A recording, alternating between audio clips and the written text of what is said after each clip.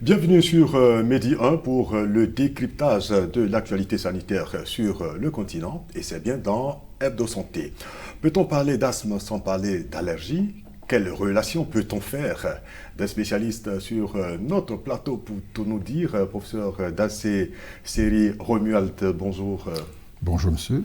Alors professeur, vous êtes maître de conférence agrégé d'immunologie allergologie, titulaire du diplôme français de la capacité d'allergologie, chef de service d'immuno-allergologie et hématologie donc du CHU de Cocody. Vous êtes aussi membre de la Société ivoirienne d'hématologie, d'immunologie, d'oncologie et transfusion sanguine et membre de la Société française d'immunologie. Il faut également noter que vous êtes responsable du master d'immuno-allergologie à l'UFR des sciences médicales d'Abidjan. C'est un CV très riche et c'est vraiment un honneur pour nous de vous recevoir pour ça. Merci. Alors avec vous sur ce plateau d'Hebdo Santé, docteur Anaïs Kwasi Yao, bonjour. Bonjour monsieur. Alors vous êtes pneumologue et titulaire d'un master en immuno-allergologie, membre de la Société ivoirienne de pneumologie et de la Société de pneumologie de langue française. C'est bien ça, hein? C'est bien ça. D'accord. Alors, première question tout de suite, je m'adresse à vous. Peut-on parler d'asthme sans parler d'allergie? Alors, est-ce qu'on peut parler d'asthme sans parler d'allergie? Pas toujours. Cependant, on estime que dans plus de 80% des cas, l'asthme est intimement associé à l'allergie. D'accord? Donc, il y a environ 20% de cas d'asthme dit non allergique. Mais il y a des études en cours depuis un certain nombre de temps qui tendent à prouver que même les asthmes qui seraient dits non allergiques seraient provoqués par des allergènes qu'on cherche toujours à identifier. D'accord. Voilà. Alors, les allergies, professeur Dassé, quelle problématique que posent justement ces allergies-là? Alors merci monsieur. Effectivement, un véritable problème de santé publique, hein, les allergies qui sont d'ailleurs classées 4e dans le groupe des maladies chroniques, d'accord, par l'OMS. Les allergies posent un véritable problème de diagnostic, de prise en charge. Voilà. En termes d'abord de diagnostic, mais aussi, d'accord, de traitement. Parce que le traitement est à la fois individuel, mais surtout collectif, communauté. D'accord. Est-ce qu'il y a plusieurs formes d'allergie, justement? Oui, alors, on parle plutôt d'allergie qui regroupe un certain nombre d'entités nosologiques, notamment l'asthme, la rhinite, la dermatite, d'accord, mais aussi des manifestations d'ordre général qui constituent l'urgence allergique, d'accord, voilà. Donc, qui rentrent dans un groupe unique appelé pathologie atopique, c'est-à-dire la prédisposition à faire une maladie allergique. Voilà. D'accord. Donc en fait, l'asthme n'est pas, je vais dire, c'est pas l'allergie qui est le problème, ou l'asthme qui est le problème, où on retrouve l'allergie dans ces différentes pathologies. Est-ce que je comprends bien? Alors, pour me faire mieux comprendre, disons que les allergies, d'accord, si vous voulez bien, hein, évoluent dans un contexte génétique appelé atopie. Et les manifestations de cette atopie, il y a l'asthme, qui est une maladie, d'accord, chronique, ok, des bronches, donc de la respiration. Il y a aussi la rhinite, d'accord, dite allergique, d'accord, qui est une maladie respiratoire, donc ORL. Aussi, il y a la dermatite atopique, c'est-à-dire des manifestations cutanées de cette maladie dite allergie. Voilà. Donc on retrouve donc de l'allergie sur ces différentes pathologies. Ah d'accord, ok. Et quelle est la situation justement des allergies et de l'asthme, tant en Afrique, en Côte d'Ivoire? Alors merci. La situation du point de vue certainement, je vous l'ai dit, épidémiologique, oui certainement. Les allergies, le problème réel, c'est le problème des chiffres. En Afrique, hein, on a des chiffres parcellés en fonction des spécialités connexes, d'accord, ORL, pneumo, dermatologie. D'accord? À ce stade-là, on a différents chiffres, mais ce qu'il faut reconnaître globalement, la situation en Afrique et en Côte d'Ivoire, on est pratiquement superposable à ce qui se passe dans le monde. Autrement dit, c'est une maladie qui a tendance à augmenter de plus en plus, en termes de fréquence. Voilà. Il y a naturellement des raisons. Des raisons, bien sûr. Alors, si on pointe donc du doigt l'asthme, docteur Anaïs, quelle est la situation? À propos de la situation épidémiologique de l'asthme en Côte d'Ivoire, selon une grande étude qu'on appelle l'étude ISAC, la prévalence est passée de 8% en 1988 à 15% en l'an 2000. Donc, ce qui atteste ce que le professeur Dassé vient de dire, la prévalence augmente au fur et à mesure que le temps passe parce que notre mode de vie s'occidentalise de plus en plus. Et puis aussi, il faut dire qu'il y a des disparités régionales d'un pays à un autre ou dans un même pays, d'une région à une autre, selon le taux d'humidité, etc. Donc, il y a plusieurs facteurs autour. Il va falloir faire de grandes études, je dirais, pour avoir plus de chiffres. Là, vous parlez de l'asthme lié à l'allergie. Hein? D'accord. Exactement. Donc, la situation n'est pas vraiment reluisante. Ok, d'accord. Alors, comment expliquer ces réactions allergiques, professeur? Est-ce qu'il y a des causes? Alors, oui, effectivement, il y a des causes. Et elle a bien dit ici un terme, l'occidentalisation de la vie, effectivement. Disons, de façon simple, c'est la modification des habitudes alimentaires. Ça fait partie des maladies des temps modernes, comme on dit. Oui, voilà. La pathologie allergique est une pathologie de l'environnement. D'accord? Et naturellement, est liée à notre façon de vivre. D'accord? Façon de vivre, façon de manger. Autrement dit, on a tendance à introduire ou à être en contact de plus en plus avec de nouveaux allergènes. D'accord. Et donc, nous nous sensibilisons. Ceux vis-à-vis desquels on était tolérants, on a dépassé ce stade, on a finalement des nouveaux allergènes qu'on introduit en mangeant, mais aussi en respirant certains environnements. Et donc, on se sensibilise de plus en plus. Parce que l'élément premier du développement de la maladie allergique, c'est d'abord et avant tout la sensibilisation. Voilà. D'accord. C'est un véritable problème. Hein? Alors, comment un asthmatique peut savoir si sa maladie, on ne dira pas son asthme, mais sa maladie est due à un allergène? On peut dire ça comme ça, hein? Oui, on peut dire ça comme ça. Comme je viens de le dire, on a près de 80% des asthmes qui sont de nature allergique. Donc, la plupart du temps, dans la globalité, on considère un asthme comme allergique. Et le patient a tendance à reconnaître les allergènes qui provoquent sa crise. Comment? Si par exemple, au cours de la journée, il a inhalé une assez grande quantité de poussière, ou s'il constate que sa crise survient après une émotion, après une période de stress, après l'inhalation d'une odeur forte, d'un parfum, déjà, il détecte son allergène. Ensuite, il y a ce qu'on appelle les prick tests. Les tests cutanés allergologiques qui se font dans notre service au laboratoire d'immunologie et allergologie, qui vont servir à mieux identifier les allergènes plus précisément.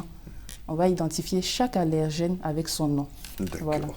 Justement, j'allais vous nous plonger déjà dans cette unité que nous avons visitée et nous allons nous rendre donc dans ce service-là pour voir un peu comment sont pratiqués les examens donc pour détecter les cas d'allergie. Professeur, c'est ça? Oui. D'accord. Nous avons été adressés à un malade pour la réalisation des tests d'allergologie. Mais avant de réaliser ces tests, on se rassure si le malade a respecté les conditions. Parce que si le malade est sous antihistaminique ou corticoïde, le test va donner des faux négatifs. Le test est rejeté. C'est pourquoi on prend le temps, n'est-ce pas, d'expliquer au malade comment les conditions de réalisation du test. Et comme le malade qui est là respecte les conditions de réalisation du test, nous allons procéder à la réalisation du test de ce patient. Alors, on a assez de tests. On recherche, dans ces tests, on recherche les acariens, les moisissures et les levures, les mélanges de moisissures. On recherche aussi les allergènes alimentaires et les produits végétaux les insectes et les fanères. Voilà, on nettoie bien. On laisse sécher pendant quelques instants. OK. Ensuite, on prend les tests. Il y a des témoins positifs et les témoins négatifs.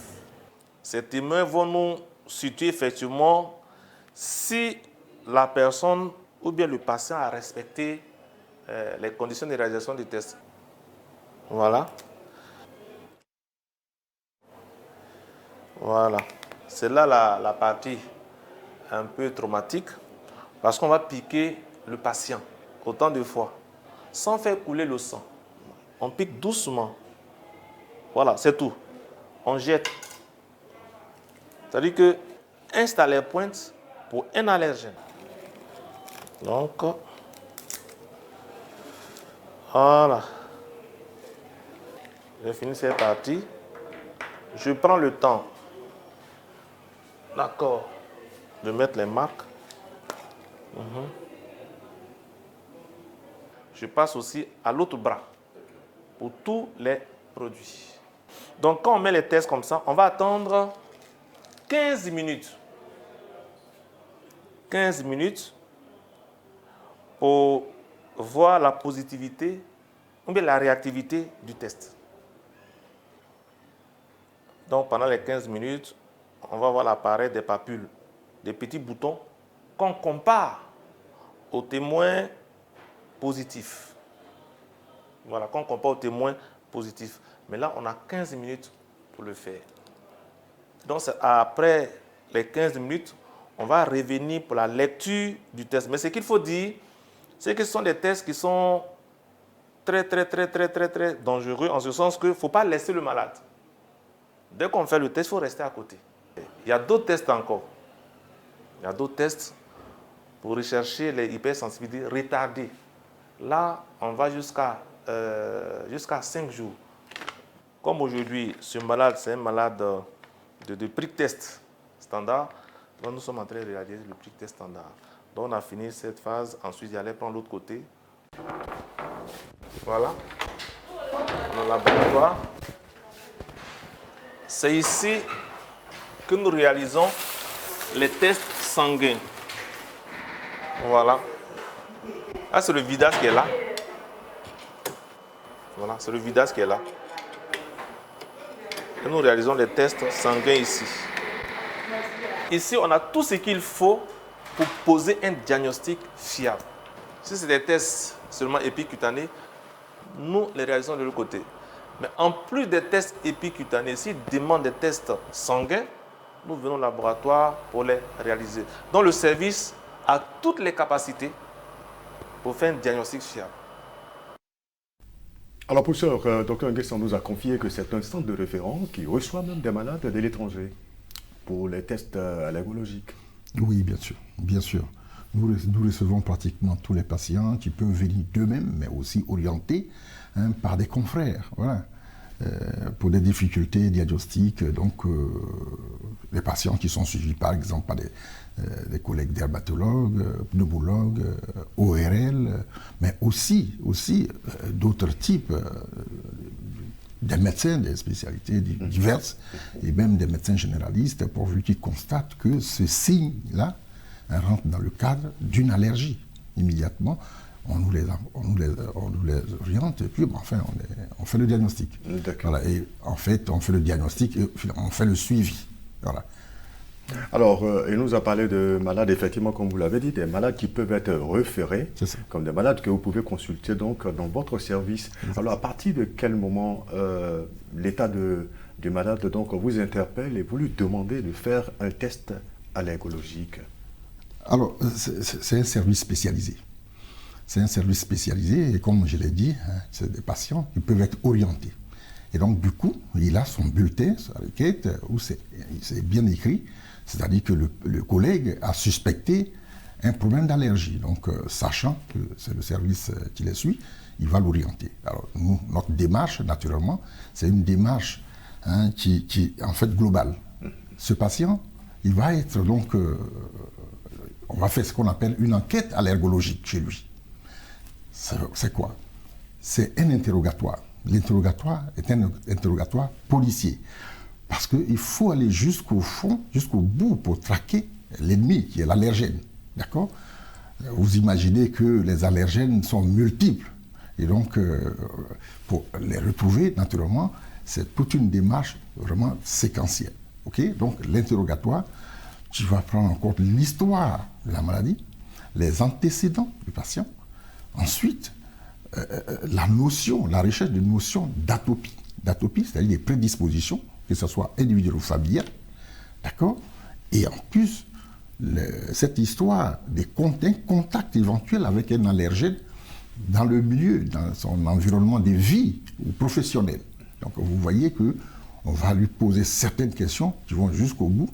Quand je dis son mode de vie, c'est là où vous lui demandez ce qu'il mange, où il dort. Comment est-ce qu'il dort. Ça c'est encore chose, mais où il dort, pas comment, mais où il dort. D'accord. Sur quoi? Voilà, sur quoi? La literie, tout cela. Vous voyez? Ça peut concerner également les vêtements. Tout. C'est-à-dire son environnement, son écologie, partout. Là où il habite. Quelle est la constitution de la maison? D'accord? Vous voyez un peu. S'il y a un jardin, quelles sont les plantes? Il faut qu'il les connaisse, naturellement, si c'est des plantes à fleurs. OK? À la fin de tout cela, j'ai un examen qui dure pratiquement 45 minutes. Hein, ça, c'est les patients très souvent que je prends. 40 à 45 minutes. Vous n'oubliez pas aussi le milieu professionnel, là où il travaille. Naturellement. Qu'est-ce qu'il fait? Elle les décrit dans son milieu professionnel pour qu'on voit. Alors, il m'est arrivé où j'ai été même sollicité son accord pour aller jusqu'à la maison, chez lui, pour voir un peu son environnement. D'accord? Cela combiné naturellement au test cutané, à lecture rapide, ce qu'il appelait le prick-test, d'accord? À partir de là, je veux dire, on a environ dans 60-70% des cas, on peut retrouver, et on va compléter cela avec une recherche d'allergènes alimentaires. Parce qu'on appelle l'enquête catégorielle alimentaire, d'accord? Sur un mois, on va lui donner un tableau, il va manger ce qu'il mange habituellement, et constater cette fois-ci l'apparition des signes dans les 30 minutes après avoir fini de manger, mais n'importe quoi. On va lui demander de relever tout ce qu'il y a comme ce qu'il va acheter au supermarché, donc les étiquettes, pour que nous voyions effectivement. Et ça, on fait. Après cela, on a pratiquement 90% de chances de retrouver l'allergène combiné naturellement au test. D'accord? C'est à partir de là qu'on va donc définir ce qu'on appelle le profil allergénique de ce patient-là. Il a donc un certain nombre d'allergènes, d'accord, et des classes d'allergènes. On va faire donc ce qu'on appelle le conseil d'allergie. D'accord? Vous mettez en route en ce moment un traitement ou alors Ah oui, le traitement commence déjà par l'éviction. Parce que ici, il faut connaître l'ennemi pour l'éviter. D'accord. Voilà. Donc, à partir de là, vous connaissez vos allergènes qui vont vous donc provoquer des manifestations du genre asthme, rhinite, dermatite, tout ça. Voilà. Et à partir de là, le premier traitement, c'est l'éviction. Monsieur, vous êtes donc sensibilisé à ce élément, donc il faut l'éviter. Où on le trouve? On le trouve dans tel élément. D'accord? Dans tel aliment, dans telle composition, je veux dire, de vêtements, voilà, ou dans tel environnement. Voilà. Donc il fait attention. C'est pas évident. C'est pas évident. L'éviction, c'est pas évident. Voilà. D'accord, c'est pas évident. Alors, dans la prise en charge des asthmatiques, docteur Anaïs, vous faites absolument ce traitement-là? Oui. On fait aussi ce traitement, comme le professeur l'a dit. Je veux dire traitement, cet examen, ce test, pour mettre en route le traitement. Oui, bien sûr. D'accord. On va ensuite procéder à l'éviction allergénique, qui n'est pas du tout évidente, comme le professeur vient de le dire, parce qu'il y a aussi le fait que nos patients sont la plupart du temps polysensibilisés. Comme il a dit, on fait un profil de sensibilisation pour savoir à quoi le patient est allergique. Et quand il se trouve que le patient est allergique à vraiment une grande quantité d'allergènes. Je vais citer les acariens qui se retrouvent dans la literie, dans nos fauteuils. Il y a la poussière domestique, il y a la biomasse, la fumée de bois, la pollution atmosphérique. la pollution routière, donc les fumées dégagées par les autos. Vous voyez que ce sont des facteurs difficiles à éviter. D'accord? Donc l'éviction allergénique, d'abord, on va essayer. Et bien sûr, s'il y a des allergènes alimentaires. Et puis ensuite, dans l'asthme, comme dans toute autre pathologie allergique, on va procéder au traitement médicamenteux.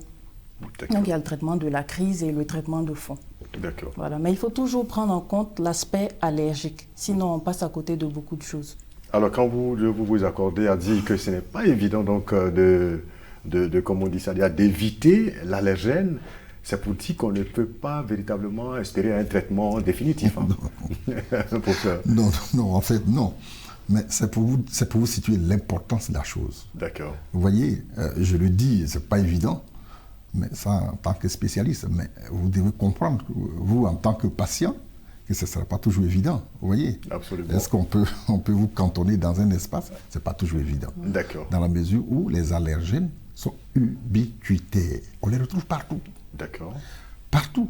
Comme elle a dit, vous allez ici, il est là.